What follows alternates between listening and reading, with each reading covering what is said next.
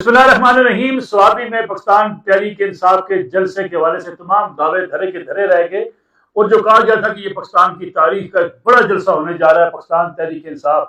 بڑا جلسہ کرنے میں کامیاب نہ ہو سکی۔ لوکل ذرائع بھی بتاتے ہیں کہ 3500 کرسیاں لگائی گئی اور اسے اگر میکسیمم جلسے کو بڑھایا جائے جسے ڈبل کیا جا سکتا ہے۔ اسپیشل برانچ جو اس وقت کے پی کے حکومت کے ماتحت ہے، ان کا اپنا ادارہ ہے، پولیس کی رپورٹس ساری یہ بتاتی ہیں کہ آج کا جلسہ برے طریقے سے ناکام ہوا ہے۔ اس ناکامی کی وجوہات 2-3 بڑی بنیادی ہیں۔ پہلی بات تو یہ کہ علی مین گنڈا پور صاحب مسلسل جس قسم کے جارحانہ بیانات دیتے ہیں، اس سے اب ان کے کارکنوں میں ایک مایوسی سی پیدا ہونا شروع ہو گئی ہے کہ اس بار بھی بلائیں گے کہ عمران خان کو ہم رہا کرنے سوابی جائیں، اس کے بعد پھر کسی لائے عمل کا اعلان نہیں ہوگا۔ آج بھی ویسا ہی ہوا۔ علی مین گنڈا پور صاحب نے کہا جب ہم نکلیں گے سروں پر کفن باندھ کر نکلیں گے اور ہمارے گھر والوں کو بتا کر آئیں گے کہ ہماری ڈیڈ باڈی واپس نہ آئے تو اس کے باوجود ہمیں ہمارے لیے نماز جنازہ پڑھ دیجیے گا۔ یہ وہ بیان بازی ہے جو پچھلے کئی جلسوں میں وہ اس کو اختیار کر چکے ہیں۔ اس لیے اب شاید ان کی پارٹی کے کارکن جو وہاں پہ فالوئنگ ہے وہ بھی ان کو سنجیدہ لینا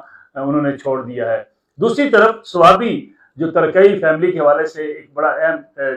ڈسٹرکٹ ہے، وہاں آج بھی ترکئی فیملی جو کہ شاہرام ترکئی، لیاقت ترکئی، یہ علی مین گنڈا پور صاحب کے مخالفین میں شمار کیے جاتے ہیں اور عاطف خان صاحب کو بھی مخالف شمار کیا جاتا ہے۔ علی محمد خان صاحب کی بھی کوئی اتنی زیادہ وہ عمران علی مین گنڈا پور صاحب کے ساتھ قربت نہیں ہے، تو گویا آج بھی انہیں سائیڈ لائن کر دیا گیا، کھڈے لائن لگا دیا گیا، جو بنیادی وجہ بنی آج سوابی کے جلسے کی ناکامی کی۔ پھر تقاریر آج اس لیے مختصر کروائی گئی کہ جلدی جلدی تقریر کرے، کیونکہ تقریریں جب شروع ہوئیں لوگ جانا شروع ہو گئے اور جب وزیر اعلیٰ تقریر کر رہے تھے تو کافی حد تک لوگ جا چکے تھے۔ گویا تحریک انصاف کے لیے اپنے ہی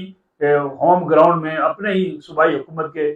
کے ہوتے ہوئے جلسے کی ناکامی ایک چیلنج تو ضرور ہے، لیکن پاکستان کی اگر سیاسی تاریخ کو دیکھا جائے تو حکومت میں ہوتے ہوئے حکمران جماعت کے لیے بڑا جلسہ کرنا بڑا مشکل ہوتا ہے، کیونکہ لوگ بھی توقع کرتے ہیں کہ اب حکومت ہے، اب آپ کام کر کے دکھائیں، اب آپ کا کام اب جلسے کرنا نہیں ہے بلکہ اب ڈیلیور کرنا ہے۔ اب سوالات اٹھنا شروع ہو گئے ہیں کہ پی کے ایک بڑے اہم ذمہ دار سے بھی ہماری بات چیت ہوئی، اس نے کہا کہ اب علی مین گنڈا پور صاحب سے لوگ سوال کرتے ہیں کہ بھائی آپ کو ڈیولپمنٹ کرنی ہے، آپ نے کام کرنے ہیں، ٹھیک ہے آپ احتجاجی تحریک بھی چلائیں، لیکن آپ کے بدلتے ہوئے بیانات بھی ایک بڑی وجہ بنتے چلے جا رہے ہیں۔ اب دیکھنا یہ ہے کہ تحریک انصاف آئندہ کے لائے عمل کا کب اعلان کرتی ہے اور کیا اعلان کرتی ہے۔ بظاہر تو یہ کہہ دیا جب آپ نکلیں گے واپس نہیں جائیں گے، لیکن کب نکلیں گے اس کے بارے میں بھی آج نہیں بتایا گیا۔ یہ صورتحال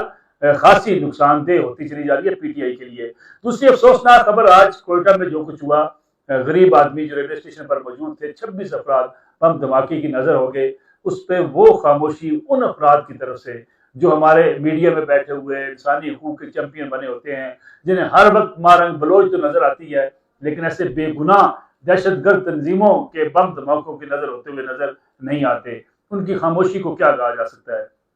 اگر بلوچستان میں لا انفورسمنٹ کے ادارے کسی کو اگر پکڑتے ہیں، گرفتار کرتے ہیں، کارروائی کرتے ہیں، اس پہ بڑا ایک ہر طرف سے واویلا بھی آتا ہے، کچھ لوگ اس پہ تنقید بھی کرتے ہیں ریاست کے اوپر، لیکن جب اس قسم کے دھماکے ہوں یا ریاست کے خلاف کارروائیاں ہوں، پھر ان کی خاموشی کئی سوالات کو جنم دیتی ہے۔